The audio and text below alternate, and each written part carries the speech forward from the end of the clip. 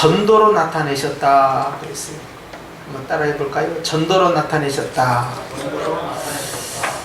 하나님께서요, 로마서 말씀에 그렇게 나와 있는데요, 전하는 자가 없으면 누가 듣겠느냐 그랬어요. 전파하는 자가 없는데 누가 그걸 할 수 있겠냐 이 말이죠.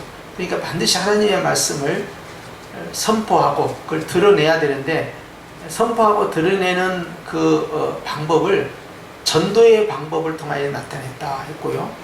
또 사도 바울은 고린도 교회 전도는 세상 사람들이 봤을 때는 세상에 미련한 짓이라는 거예요. 저것이 무엇이다냐? 예수 믿은 분 돈 받고 천당 간다고? 그게 뭐야? 그러니까 철학을 배운 헬라파 사람들이 들었을 때 그거이 다냐? 그거이 다야. 야, 무슨 심오한 것도 없고 그게 뭐야? 복음은 간단하거든. 그래도 너무 간단하다. 그러니까 철학에 빠져있는 헬라 사람들에게는 흥미가 안 되는 거예요. 조금 더 어려워야 되고 심오해야 되고 복잡해야 되는데 너무 단순하니까 예수님은 하나님의 아들이다. 그 하나님의 아들이신 예수님을 네가 믿으면 구원을 받는다. 그 구원을 위해서 예수님께서 십자가에서 죽으시고 부활하셨다. 그리고 우리는 그분 안에서 하나님의 자녀, 백성이 되는 것이다. 그게 다냐? 그게 다다. 그게 뭐야? 이렇게 나온 거예요. 그러니까 전도는요, 영이 없는 사람, 생명의 영이 없는 사람들이 들었을 때는 너무 단순하고요, 그리고 싱거운 거예요. 그리고 전혀 은혜가 안 되죠. 그런데 생명을 가진 사람들에게는 똑같은 말을 그렇게 반복해도요, 아멘, 아멘, 아멘 이렇게 나오죠. 그래서 우리가요, 아무리 좋은 가전제품도 코드로 뽑아버리면은 뭐 아무 소용없잖아요.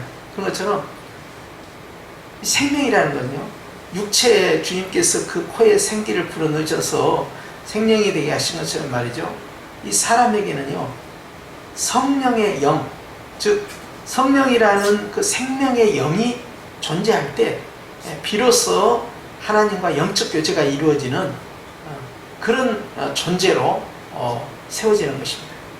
그런데 그걸 어떻게 할 것이냐? 전도라는 방법을 통해서 하시겠다는 거예요. 그래서 사도 바울은 우리가 복음의 제사장이다. 우리가 하나님을 모르는 자들을 하나님께로 인도하는 그런 중보자적 역할을 감당하니까 나는 제사장이다. 이렇게 표현한 거예요. 이방인의 제사장으로, 복음의 제사장으로 주님께서 바울을 세웠다. 근데 오늘 바울이 디도에게 말씀할 때 주님이 이 전도의 말씀으로 나타내셨는데, 이 전도는 우리 구주 하나님이 명하신 대로 나에게 맡기신 것이다 하면서 자기는 전도자로서 하나님 앞에서 세움을 받았다. 이걸 강조하는 거예요. 왜 이걸 강조할까요? 디도야, 그레데스는 참 힘들지. 이제 이게 이 그레데 또는 그레타 섬, 여기는 아주 악명 높은 섬이란 말이에요. 정말로 악명 높아요. 지난 시간에 말씀드린 것처럼 아시아와 유럽과 아프리카가 한꺼번에 만나는 그런 지역이면서요, 그리고 성문화 가운데서요, 상당히 타락한 성문화, 육적인 성문화, 그리고 음란하면서도 탐욕적이면서도 거짓말은 아주 반복되하시면서, 그리고 게으르고요, 그리고 영적인 거에 대해서, 미래적인 거에 대해서, 소망에 대해서 아무것이 없는 자예요. 동물처럼 사는, 그렇게까지 이제 본문이 나옵니다. 자, 그런 이 그레타 섬, 이 그레데 섬에서 목회하는 디도는 참 성령 충만하지 않고 심령이 강건하지 않으면 열악한 목회 환경에서 버티기 힘들어요. 그냥 큰 교회에 있는데 학교 졸업하고 나서 신학대학 가고, 신학대학 졸업하고 나서 미국에서 유학 가가지고 공부해서 석박사학위 따오고, 그리고 큰 교회 부목사로 있다가 담임 목사로 이렇게 몇천 명 이상 되는 교회로 청빙받은 그런 목사님과 저 밑바닥에서 야전 생활하는 것처럼 그렇게 하면서 개척을 하고, 그것도 정말 뭐 힘든 어떤 뭐 신도시 뭐 아파트 그런 데가 아니라 정말 개척하기 힘든 곳, 불모지 같은 곳, 외국에 있는 어느 성교지보다 더 힘든 그런 데 가가지고 아주 특수사역을 한다든지, 특수사역 하신 분들 많아요. 그런 특수사역 한다든지, 아니면 아주 열악한 어떤 지역, 농어촌이든 도서목회든 또는 이제 도시목회 가운데에서도 아주 깜박한 지역, 특별히 문화적으로 그런 데 만약에 가서 그런 지역에서, 그런 지방에서 하는 분하고 비교가 되겠습니까? 영성의 깊이가 다르고요. 마음자세가 달라요. 한쪽은요 쉽게 갑니다. 꽃길로. 근데 한쪽은요 정말 죽기 살기로 끝까지 가는 거예요. 오직 사명 하나로 버티는 거예요. 때려주고 싶은 마음이 왜 없겠어요? 그런데 오직 이 사명이기 때문에 주께서 나에게 맡기신 것이다. 그러니 나는 가면 안 된다. 좋은 대로 내가 하고 싶은 대로 가면 안 된다. 하나님 원하는 대로 가야 된다. 그러니까 거기에서 몇십 년 동안 막 목회를 하면서 기어코 그걸 만들어내는 거예요. 그리고 주님이 떠나라면 또 떠나는 것이죠. 이제 그런 분들이 의외로 또 있어요. 그러면 디도 같은 경우는요, 자기라고 해서 그 소아시아 지역으로 진출하고 싶지 않겠어요. 바다만 건너가면 다 나와요. 이제 빌립보 교회, 에베소 교회, 이제 이 고린도 교회 이제 다 나온단 말이에요. 라오디가 교회 다 나옵니다. 그런데 섬에 분리되어 있잖아요. 스마트폰이 있으니까. 유선전화가 있어요. 무선 전화가 있어요. 뭘로 소통할 수가 있겠어요? 그리고 배 타고 나가는 그게 쉬운 문제가 아니잖아요. 그런데 바울이 제일 열악한 지역에 디도를 남겨두었고, 디도는 그곳에서요 죽을 때까지 충성봉사를 하는 거예요. 귀한 것이죠. 물론 사도 바울이 험지 중에 험지라고 하는 그런 로마에 가서 사역하다가 순교를 당한 거, 그것은 특별한 의미가 있죠. 그렇지만 참으로 문화적으로, 지리적으로, 지형적으로 고립되어 있으면서 타락된 이 그레데셈에서 버티는 건 힘든 말이죠. 그것은 사명이 있어야만 가능해요. 그러니까 바울이 내가 이렇게 옥에 갇히면서 복음을 전파하는 거 네가 알지 않느냐? 내가 왜 이렇게 세상 사방을 돌아다니면서 복음을 전파하면서 핍박을 받고 로마의 감옥에 갇히면서 그렇게 내가 감옥살이 하면서 버티는 이유가 뭐냐? 전도가 내 사명이니까 그렇지 않냐? 여기까지 이야기한 거예요. 어쩌라고? 너도 거기서 그렇게 해라. 영생이 없는 자들에게 영생을 가르치고, 너도 그곳에서 복음의 깃발을 들고 말씀의 씨앗을 뿌리는 전도자로 서 있거라. 이렇게 말씀하십니다. 그래서 이제 우리가 오늘부터는 지난주까지 했던 그 영생을 이어서 이제 전도에 대해서, 전도를 통해서 하나님의 말씀, 하나님의 비밀, 예수 그리스도의 복음이 나타난다 이 말이에요. 전도로 나타내셨기 때문에. 그리고 이제 그 전도가 우리의 사명이다. 나의 사명이다. 이렇게 말씀한 이 바울의 말씀을 좀 더 깊이 들어가기 위해서 전도에 대해서 좀 살펴보려고 해요. 히브리서 1장 2절부터 봅니다. 시작. 이 모든 날 마지막에는 아들을 통하여 우리에게 말씀하셨으니, 그랬어요. 우리에게 말씀하셨다는 거예요. 사도 바울은 디도에게 하나님의 말씀을 어떻게 말씀하셨느냐? 전도로 말씀하셨다고 그랬죠. 근데 여기에는 어떻게 했어요? 어떻게 말씀하시다 보니까 그 아들을 만유의 상속자로 세우시고 또 그로 말미암아 모든 세계를 지으시는, 주님은 어떻게 말씀하셨느냐? 예수 그리스도의 오심을 통하여 말씀하셨다. 그런데 여러분, 예수님께서 왜 오셨느냐? 예수님도 전도하기 위해서 오셨어요. 예수님 물론 섬기러 오셨습니다. 예수님 십자가에서 죽으시기 위해서 오셨습니다. 그리고 죽음으로 말미암아 우리를 구원하시기 위해서 오셨지요. 자, 하나님의 뜻을 이루고요, 주님의 사랑을 완성시키기 위해서 오셨죠. 여러 가지 표현할 수 있어요. 그런데 주님은 왜 오셨느냐라고 해서 주님은 전도하러 오셨다. 그렇게 말씀을 드릴 수 있어요. 왜냐하면 예수님께서 공생의 사역을 하실 때 주님이 어떻게 하셨습니까? 하나님의 말씀을 가르치고 선포하고 그리고 고쳤어요. 병든 자를 고치면서 하나님의 말씀을 가르치고 천국 복음을 전도하신 거예요. 네 번째는 뭐냐? 두루 다니셨어요. 그래서 한 곳에 앉아가지고 다 내게로 오라가 아니라 두루 다니신 사역. 그래서 주님의 사역의 4대 특징은 가르쳤다는 것, 선포했다는 것, 병든 자를 고쳤다는 것, 그리고 두루 다니셨다는 것. 이 특징입니다. 그래서 사도 바울도 한 곳에 정착하지 않고 두루 다닙니다. 수없이 움직이고. 우리가 기억한 대로 에베소 같은 경우는 3년 있었는데 만 3년 아니에요. 햇수로 3년입니다. 정확하게는 얼마 있는지 우리가 알 수가 없어요. 근데 햇수로 이제 3년인데 그 3년 있는 동안에 전파했지만 오래 머무르지 않아요. 안녕 하고 또 떠납니다. 그리고 그 다음으로 또 가버려요. 자, 그래서 바울도 늘 움직이는 사역자예요. 떠나가는 사역자. 그리고 제자를 세워가지고 그 지역교회를 맡깁니다. 그래서 그 제자가 그것을 목회를 담당을 하게 돼요. 자, 그렇게 해서 움직이는 사역자가 있고 떠나는 머물러 있는 사역자로 둘 나눠지는데 디도는 그레데 섬에 좀 머물러야 돼. 그걸 지켜야 돼. 디도같이 저런 유능한 사람 말이죠. 대륙으로 보내서요. 큰 목회도요. 잘할 수 있는 사람입니다. 그리고 고린도 교회가 아주 골치 아팠을 때 사도 바울 마음을 너무 아프게 했어요. 그런데 그 고린도 교회와 사도 바울과의 관계에서 이 메신저 역할을 너무 잘해가지고요. 중매시킨 것처럼 말이죠. 화해를 시킨 장본인이 또 디도예요. 디도는 아주 역량이 뛰어난 사람입니다. 그러니까 어느 곳에다 갖다 놔도 일을 잘할 사람인데 그레드셈에 지금 묶여 있는 거예요. 맡길 만한 사람이 디도밖에 없는 거예요. 지금 이 그레데셈을 누구에게 맡길까? 그레데 교회를 누가 목회하면 좋을까? 여기 봐도 저기 봐도 역시 디도다. 그래서 했는데 오늘 히브리서 1장 2절 보니까 하나님께서 마지막 날 종말이라고 합니다.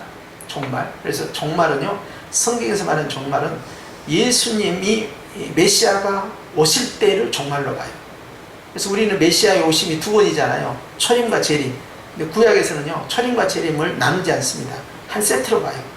그래서 멀리 있는 산을 봤을 때는요, 이 산봉우리가요, 중첩돼서 보이기 때문에요, 한 산으로 보여요. 그런데 산 가까이 가면요, 같은 지리산 안에도 무슨 봉 있어요. 그러죠? 태백산 안에도 무슨 봉 있고 다 마찬가지예요. 봉우리가 다 가까이 있다 이 말이에요. 그런데 예수님이라는 이 메시아의 산에 딱 와보니까요, 두 개의 봉우리가 크게 있더라.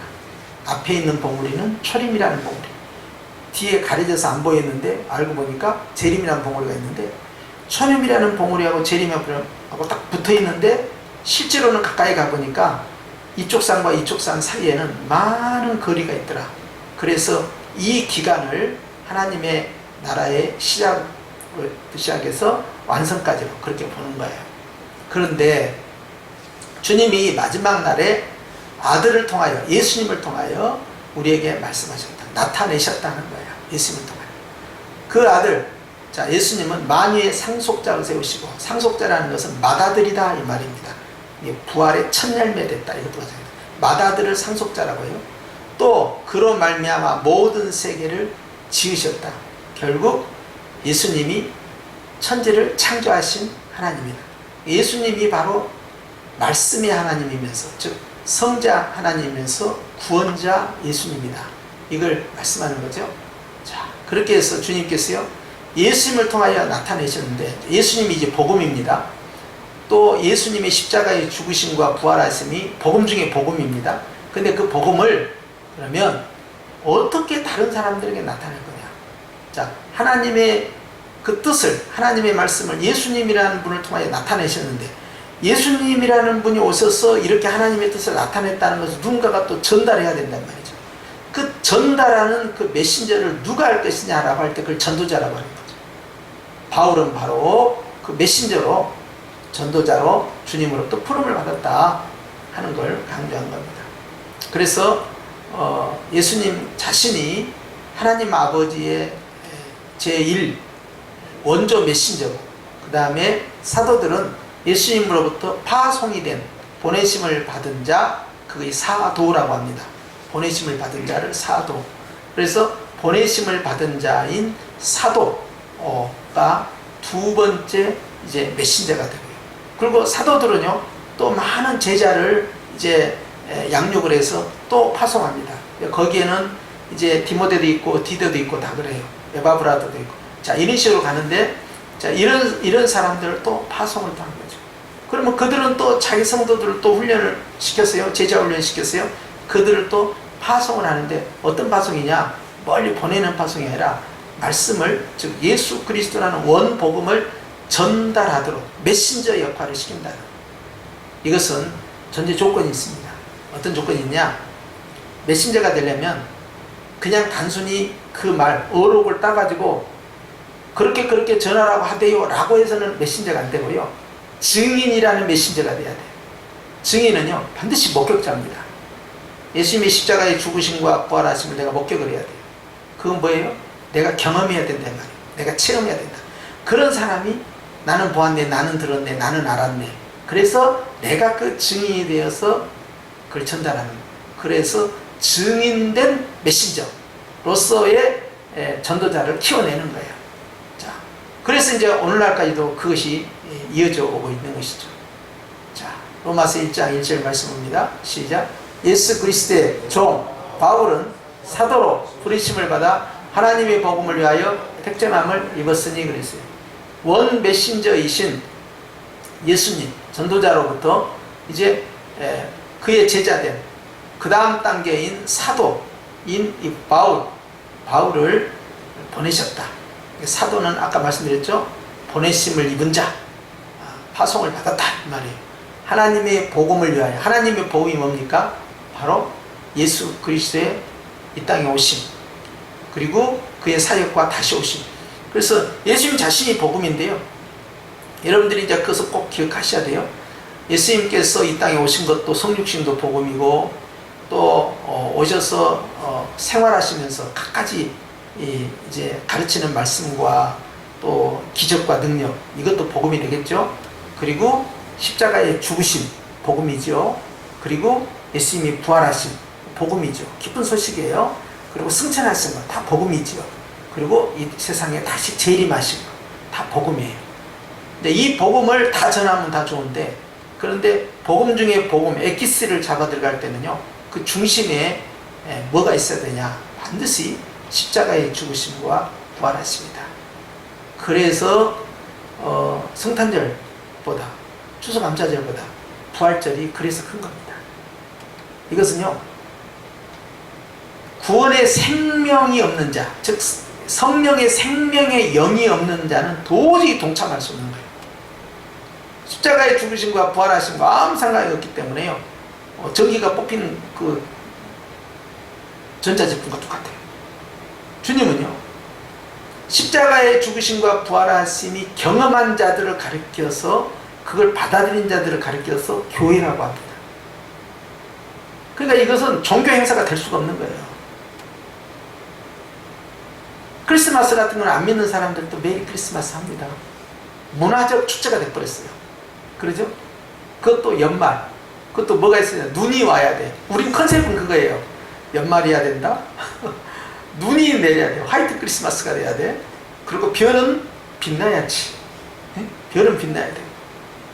그리고 한 해를 마무리를 지어. 그런데 그때 예수님이 절대 생일이 아니죠. 그때 예수님이 태어나지 않았어요. 예. 그런데 예수님의 이 생일을 추적한 이 창조과학자들의 의견에 의하면요, 예수님은 BC 6년 5월 14일에 탄생하신 걸로 그렇게 이제 추적을 하더라고요. 5월달. 음력으로 들어가면 2월달이 되더라고요. 유대인 절기로 들어가면. 그런데 나중에 또 말씀드리려고 했는데, 예수님께서 오신 BC 6년 5월 24일과 예수님이 승천한 날이 같아요. 오신 날이 5월 14일이면 승천한 날이 5월 14일이에요. 이제 이런 식. 그리고 자, 예수님이 또 옆길로 빠지면 안 되니까요. 자, 그래서 사도 바울은요, 자신의 사명이 뭔지를 아주 정확하게 압니다. 내가 무엇을 위해서 부름을 받았는지. 그러니까 가다가 엉뚱한 대로 삼천포로 안 빠져요. 처음에 다메섹에서 부를 때 신학자로 부른 것도 아니고요, 목회자로 부른 것도 아니고요, 교육자로 부른 것도 아니고요, 순전히 전도자로 불렀어요. 그러니까 예수님의 4대 사역처럼 두루 다녀야 되는 거예요. 그래서 늘 움직였어요. 한 곳에 정착하지 않습니다. 뭐 중대형 교회, 슈퍼처치 교회 이렇게 만들어가서 큰 목회하고 그런 거 안 했어요. 늘 예수님처럼 제한된 시간 안에 최대의 효과를 나타내기 위해서요, 굉장히 노력을 많이 했죠. 그래서 자기 정체성을 알기 때문에 자기가 마지막에 있어야 할 때가 로마구나, 그래서 거기서 정리한 거예요. 그러니까 본인이 아시아에서 전도하다가 아가야 선지자의 예언이 있었음에도 불구하고 예루살렘으로 굳이 내려간 것은 성령님하고 이미 교감이 끝난 거예요. 성령님이 지시를 받았고 그렇게 순종. 그래서 예루살렘에 가서 거기서 복음을 전파하고 거기에서 핍박을 받고 거기에서 감옥에 갇힌 후에 로마로 가는 걸로 이미 성령님하고 스케줄을 다 짜는 상태였어요. 그러니까 간 겁니다. 그래서 주님이 계획 가운데서 진행됐고, 그리고 결국 로마 시민권을 주장해서 가이사에게 재판받겠다, 재판권을 주장해서 결국 국비로 유라굴라라는 태풍을 만나면서까지 로마로 가게 되고, 마지막에 로마의 중심에서 복음을 전파하다가 2번 감옥에 들어가죠. 첫 번째 들어가고 두 번째 들어가고 2번 감옥에 들어가고, 그리고 순교를 당하게 된 겁니다. 본인은 그것이 자신의 사명이에요. 안 그러고 나 고린도 교회 가서 목회할까, 아니면 사도 요한처럼 에베소 교회에서 목회하면서 소천할 때까지 목양할까, 그런 생각 할 수 있잖아요. 근데 그렇게 안 한 겁니다. 끊임없이. 그래서 이제 정체성이 분명하기 때문에 흔들리지 않았다, 복음 전파에 있어서. 그래서 주님이 이 바울에 대해서는요, 사도로, 그 다음에 하나님의 복음을 위하여 택정, 선택을 받았다. 이것이 로마서 1장 1절에 있어서 내가 누구이냐, 나로 말할 것 같으면 이렇게 시작하는 거예요. 그러니까 내가 나무 터 위에 집을 세우지 않겠다는 것도 당연한 거죠. 그런 게 아무 관심이 없는 거예요, 그게. 그렇게 해가지고 전도 많이 해갖고 건축 잘하고 부흥시키고 그런 게 관심이 없는 거예요. 이 사람의 자기의 가야 할 처음과 마지막의 정체성은 오직 복음을 전파하는 전도자다. 그 과정 가운데서 가르쳤고, 그 과정 가운데서 능력을 행했고, 그 과정 가운데 교회를 세우고, 그 과정 가운데 제자 훈련 시킨 것 뿐이었지, 그리고 성경을 기록한 것이었지, 성경도 얼마나 많이 기록했습니까? 기독교 2000년사에 있어서 초성을 만든 장본인이 바로 바울이죠. 그럼에도 불구하고 막둥이 사도 아니에요. 제일 막둥이 사도, 12명의 사도 외의 사도. 그래서 바울과 바나바는 12사도 외의 사도 들어가니까 실제 사도가 12명이 아니에요. 14명 그 이상이에요. 그럼에도 불구하고 막내 사도이면서 누구 못지않게, 12사도 못지않게 더 능가하는 그런 기념비적인 사역을 하고 순교를 당한 거죠. 또 실력도 뛰어났고요. 그만한 인물이 없었죠. 하나님께서 그를 예비하고 계셨던 거예요. 그런데 누가 그걸 압니까? 스테반 죽을 때 아이고 잘 죽었다 그러고 박수치고 있었고, 예수쟁이들 잡으러 다녔다 그러고 열심히 그냥 쫓아다니면서 그냥 잡아가지고 감옥에 쳐넣고, 그렇게 할 때 아이고 저 인간이 하나님은 뭐하시나 가다가 그냥 벼락이나 맞아 죽지, 그런 마음이 왜 안 들겠어요? 그렇게 아주 악랄하게 했는데, 그러니까 자기가 아주 회방을 너무 많이 했다는 거예요. 그리스도를 핍박하고 회방을 많이 했다. 그럼에도 불구하고 하나님께서는요 계획을 갖고 있었어요. 누가 그럴 줄 알았겠어요? 사람의 생각과 하나님의 생각이 너무 다르죠. 가장 악랄하게 했던 사람, 그리고 가장 지식이 충만한 자, 그리고 유대인들 가운데에서 예루살렘에서 로마 시민권 가지고 있는 사람이 몇 명이나 되겠어요? 거의 없지요. 그것도 태어날 때부터 가지고 있었는데. 그런데 이런 굉장한 이 가문의 그런 명문가의 그런 입장도 가지고 있었는데, 그럼에도 불구하고 하나님을 반대되는 입장에서 예수님을 핍박하는 그런 악하게 쓰임받는 사람이었지만 주님은 그를 향한 계획을 가지고 있었다. 이것이 위대한 겁니다. 하나님의 뜻은 알 수가 없어요. 지금 보이는 것이 다가 아니다 이 말이죠. 그래서 결국 주님으로부터 자기 사명을 깨닫고요, 전도에 오직 매진했기 때문에요, 바울의 삶이 깨끗합니다. 심지어는 다른 사람들한테는 소 입에 망을 씌우지 말라, 복음을 전하는 자는 복음으로 말미암아 산다, 그러니까 복음 전하는 자를 잘 대접해라, 전도자를 잘 대접해라, 주의 종을 잘 대접해라, 특별히 말씀을 가르치는 자를 배나더 섬겨라, 다 이렇게 가르쳐요. 그러면서 당신은 어떻게 하냐? 당신은 자비량 목회하는 거야. 자비량 선교. 자기가 벌어가지고 자기가 왜? 혹시라도 복음에 걸림돌이 될까봐 그렇게 하죠. 복음 전파하면 비추. 그러니까 뭐 걸릴 것이 없는 거예요. 오직 예수. 여기 자기가 가지고 있는 모든 명예와 재산과 기술과 이런 거 모든 거 하나님께 다 드리면서 그렇게 자비량 선교를 한 그런 위대한 사람이죠. 자, 하나님이 그를 그렇게 쓰신 겁니다. 그래서 로마서 1장 16절에 보니까 이제 마르틴 루터가 이제 깨달은 것이 이 16절이지 않겠습니까? 자, 이 위대한 말씀이 나옵니다. 시작. 내가 복음을 부끄러워하지 아니하노니 이 복음은 모든 믿는 자에게 구원을 주시는 하나님의 능력이 됨이라 그랬어요. 복음을 부끄러워하지 않는다. 이것은요, 이제 이 문장만 봐서는 얼른 생각이 나시지 않겠지만, 내가 복음을 부끄러워하지 않는다 그 말은, 복음을 왜 부끄러워합니까? 복음을 속에 넣고 있으면 부끄러운 것을 못 느끼잖아요. 근데 끄집어냈을 때 이제 이거 부끄러울 것이냐 자랑스러울 것이냐 이거 결정될 거 아닙니까? 드러냈을 때 드러내는 거, 이거 전도입니다. 하나님의 말씀을 드러내는 거, 이게 전도예요. 복음을 드러냈을 때 지식인들인 이 철학에 익숙한 헬라 사람들이 봤을 때는, 야, 이거 이 다냐? 이거 너무 유치하잖아. 이게 뭐야? 근데 구원하는 우리에게는 하나님의 능력이 되는 것이다 라고 로마서뿐만 아니라 고린도전서 1장에도 그렇게 말씀합니다. 그래서 복음을 끄집어냈을 때 문제는 뭐냐면, 상대방은 둘 중에 하나라는 거예요. 한 사람은 에게 그게 뭐야? 부끄러워하는 사람, 즉 그것을 가치 없게 생각하는 사람이 있고, 한쪽은 그게 사실이냐? 신이 인간의 몸을 입고 이 땅에 오신 게 사실이냐? 그분이 예수라는 것이 맞느냐?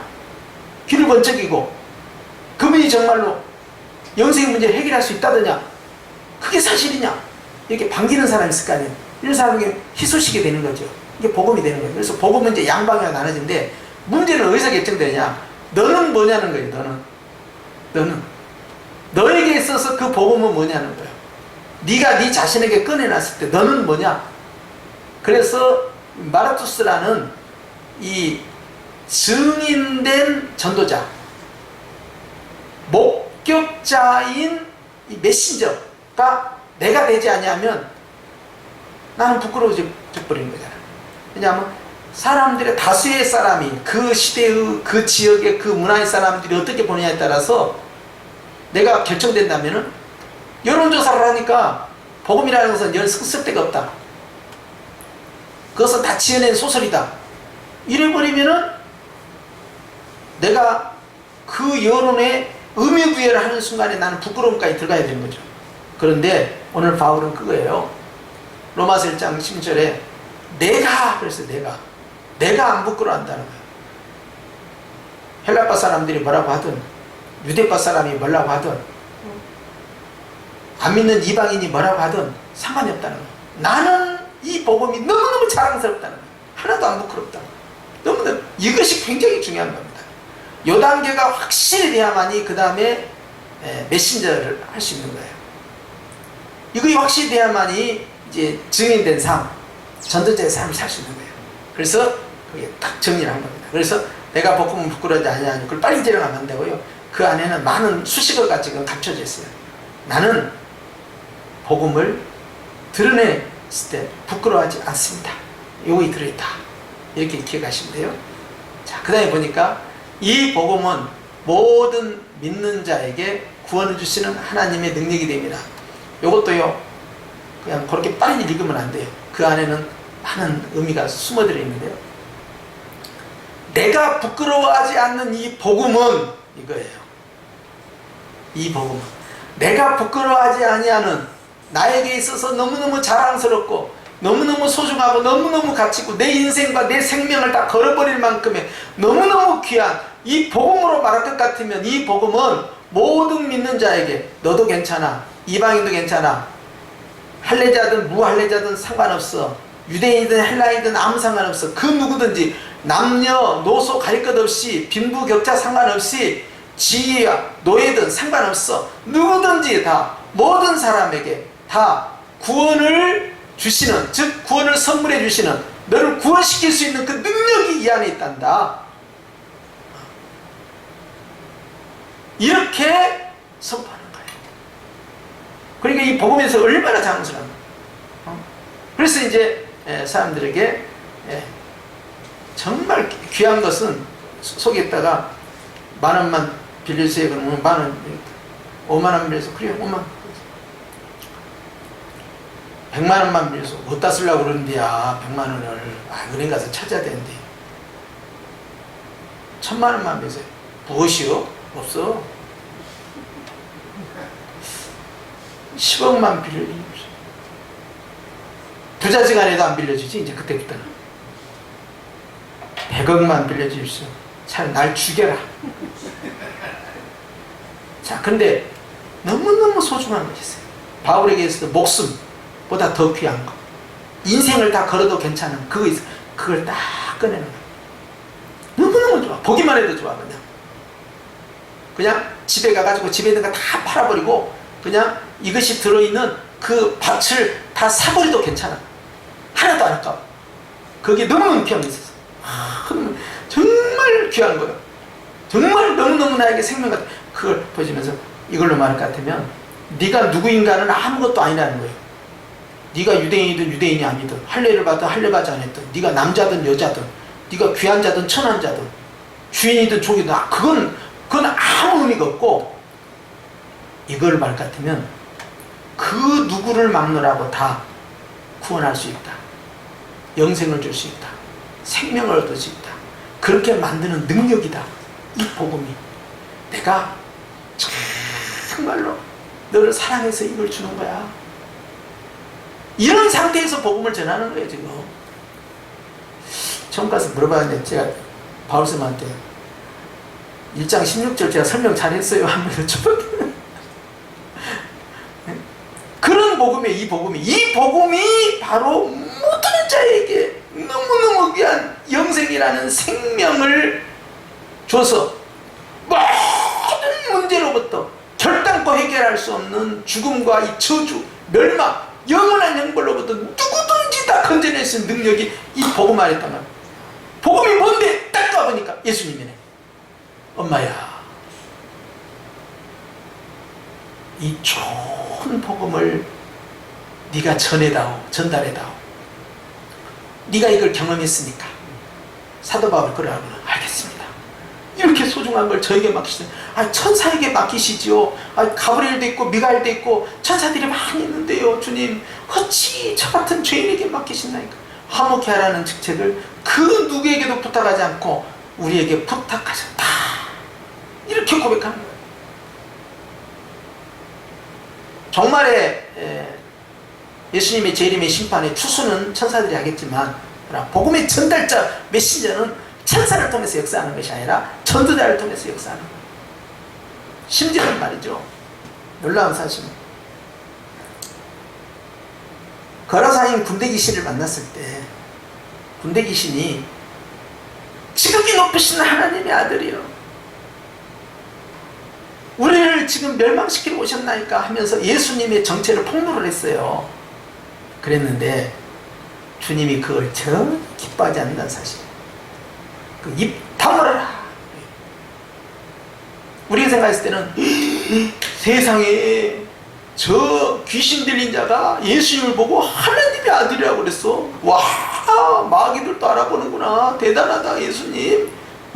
역시 마귀들도 귀신같이 알아보네 하면서 그걸 가지고 사람들한테 우리 같으면 막 소개를 할 것 같아. 저 귀신인 사람이 그랬다고. 응? 예수님 알아봤다고. 근데 예수님이 시끄럽다. 그 입 다물어라. 그들을 통해서 메시지가 전달된 걸 전혀 원치 않는. 또 바울이 복음을 전파하러 갈 때도 귀신 들린 사람이야. 저 사람은 하나님의 아들 예수를 증거하는 자다 그러면서 막 그러니까 그 귀신 들린 자가 그 도시에서 연발이 세거든. 제일 세거든. 그러니까 사람들이 다 그 귀신 들린 그 사람한테 다 복종을 하는데, 정치는 자인데 그 사람이 막 바울을 증거하니까 기회는 이때다. 봐, 이 사람들아, 여기 귀신 들린 자도 다 하잖아. 다 와서 예수님 복음을 들으면 정말로 잘 산다니까 이리 와봐. 그렇게 해서 전도를 할 만하잖아요. 근데 바울이 고통을 느끼는 거야. 맨날 며칠. 그러고는 이 악하고 더러운 귀신아, 그에게서 나가라! 쫓아내버렸어요. 이 보배로운 복음을요, 결코 이 마귀와 귀신, 점쟁이를 통해서 전달되는 걸 원치 않으셨어요. 그렇기 때문에 내가 항상 하는 이야기인 거예요. 내가 점치러 갔는데, 응? 점집에 있는 사람이, 또는 무당이나 어떤 사람이, 당신 예수 믿지? 그렇게 말했다고 말이야. 와, 저것이 내가 예수 믿는 줄 알았다고 말이야. 그러니까 내가 작두에도 못 올라가잖아. 그랬다고 말이야. 그거 신기하다고 말이야. 이런 걸 막 자랑스러워 간증하면 안 돼. 그리고 내가 몸이 아프고 그러는데 그 무당이 나보고 교회 가면 낫는다고. 그래가지고 그 무당이 전도하고 내가 교회 갔다고. 이런 간증을 나는 여러 번 들었어요. 당사자한테 듣고. 제발 그러지 마라 이 말이야. 그런 일이 실제 있었다 하더라도 성경을 찾아보면 결단코 그런 일이 나타나지 않아. 그러니 그런 일이 혹 있었다 하더라도 그것은 내려놔야 돼. 그리고 머리를 한번 곰곰이 되새김질 해봐요. 내가 기억을 못하고 있지만 그 무당 말고, 그 점친 사람 말고 그 누군가가, 전라도는 집이라고 합니다. 집이 교회 다녀. 전라도는 그렇게 집이 교회 다녀. 그런 말을 분명히 한 번 이상은 들었을 거예요. 그걸 통해서 간증을 해야 되는데, 무당이 전도했다고, 점쟁이 전도했다고 이래버리니까 하나님의 영광을 받아야 되잖아요. 그런데 성경에는 절대 그렇게 안 하고 있는데 그런 일들이 우리 주변에 자꾸 나타나니까 이것이 하나님께 영광이 안 되는 겁니다. 여러분 혹시 생각하기에 하나님은 사탄을 이용해서도, 사탄을 이용하셔요. 하나님은 귀신을 이용합니다. 그러나 복음을 전파하는 이 메시지를 전달하는 이 메신저로는요 결코 귀신을 사용하지 않는다는 사실을 아셔야 됩니다. 이해가 되겠습니까? 여러분들은 수준 있는 분이요, 지금 이 말을 여러분 분명히 깨달아야 돼요. 대부분 이걸 이해를 못하고요 거침없이 막 간증을 해버려. 그것은 간증해서는 안 되고 입을 꼭 다물어야 돼요. 그런 일이 과거에 있었다 하더라도 그것만 기억하고 있을 뿐이지 그 외의 사람이 전도한 것은 다 잊고 있어서 지금 그런 것이지 그렇게 생각하면 안 돼요. 그래서 사도 바울은요, 모든 사람을 구원할 수 있는 하나님의 능력이 뭐냐? 복음이다. 복음이 뭐냐? 알고 보니까 예수 그리스도야. 그런데 이 너무너무 소중한 것을 내가 너희에게 전달했다. 이게 전도라는 거예요. 그러니까 이 복음이 능력의 복음이 능력이 되기 위해서는 전달자가 있어야 되는데 바로 그 전달자로 하나님이 나를 부르셨다. 그걸 고백하는 거예요. 할렐루야. 여러분, 그래서 마지막으로 하나 더 합니다. 로마서 11장 13절이요. 시작. 내가 이방인인 너희에게 말하노라. 내가 이방인의 사도인 만큼 내 직분을 영광스럽게 여기노라. 그랬어. 자, 로마 교회는 디아스포라 유대인들이 오순절 성령 강림 때 첫 번째 3,000명의 세례자 가운데 들어있었던 건 사실입니다. 디아스포라.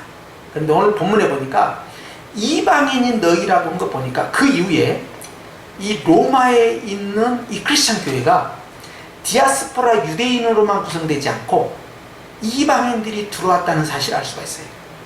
그리고 실제 로마서 안에는요, 고기를 먹어야 되느냐 말아야 되느냐, 즉 우상에게 한번 바쳤다가 시장에서 파는 고기가 있어요. 그 고기를 먹어야 돼 말아야 돼 이거 갖고 옥신각신했어요. 믿음이 큰 사람들은 야 먹어도 돼, 예수님 안에서 먹어도 돼. 그리고 믿음 있는 사람은 에이 부적탄데 더러운 거 안 먹어. 이렇게 하니까 서로 싸움박질 벌어져요. 그런데 바울은 먹어도 되는데, 예수 피로 정결케 되니까 먹어도 되는데, 감사기도 하고 하면 먹어도 돼요. 그런데 믿음이 약한 자가 아직 그걸 못 따라와. 그러니 그들이 따라올 때까지 기다려야 되니까 고기를 먹는 걸 뒤로 미루고 그들을 비난하지 말고 야채 먹으라 야채. 그 뜻이 그 뭐예요? 로마 교회 안에 벌써 믿음이 센 자와 믿음이 약한 자, 헬라인과 유대인으로 나눠져 있다는 이야기예요. 그런데 오늘 바울이요, 그 이방인들로 구성된 로마 교회 너희에게 말하겠다는 거예요. 자, 뭐라고 합니까? 내가 유대인의 사도냐 이방인의 사도다. 여러분, 이 이방인의 사도라는 것은요, 이 당시 때까지만 해도요 굉장한 이 프리미엄이 올라가는 그런 아주 자부심을 느낄 만한 그런 단어가 전혀 아닙니다. 유대인의 정통파 유대인들이 가지고 있는 세계관은요, 이방인은요 우리가 소위 말하는 오랑캐 그 이하예요. 아무것도 아닌 거야, 저 사람들은. 유대인들의 이 자존감, 그리고 이 자존심이란 건 이루 말할 수가 없어요. 그러니까 유대인의 사도인 12사도와 이방인의 사도인 바울과 너무 차이가 크게 난 거예요. 그러니까 여기가 이 메이저급이에요. 약으로 말하면 메이저급. 근데 여기는 아주 이진이야, 이진. 그렇게 자기 열등감이 나타날 만한 단어가 바로 이방인의 사도예요. 그런데 바울은 그렇지 않다. 자기가 유대인 중에 유대인이거든요. 바리새인 중에 바리새인이거든. 그런데 하나님이 나를 쓴 것은 예수 그리스도의 복음은 특정 민족, 특정 지역의 사람들의 것이 아니라는 거예요. 온 세상의 구주다. 유대인을 하나님이 선택하신 몇 가지 이유가 있어요. 첫째는 주님께서요, 유대인을 통해서 메시아를 보내기 위해서 그렇고요. 그리고요, 두 번째는 유대인을 통해서 하나님의 말씀을 보존, 계승시키기 위해서 선택하실 거예요. 세 번째는요, 이들을 통하여서요, 세상의 복음을 전파하기 위한 제사장 나라로 삼기 위해서 선택하신 거예요. 그런데 이 세 번째를 싹둑 잘라먹는 거예요. 그리고는 흥성대원군처럼 쇄국 정치를 하는 거예요. 그냥 나의 하나님, 우리의 하나님, 우리만의 하나님, 나만의 하나님, 계속 이렇게 제한시킨 거예요. 그러니까 사도들이 성령 받아서 복음을 전파할 때도, 아니 이방인하고 밥 먹었다고? 이방인하고 같이 있었다면서, 이방인에게 복음을 전파했다면서 하고 베드로를 공격했다니까요. 베드로조차도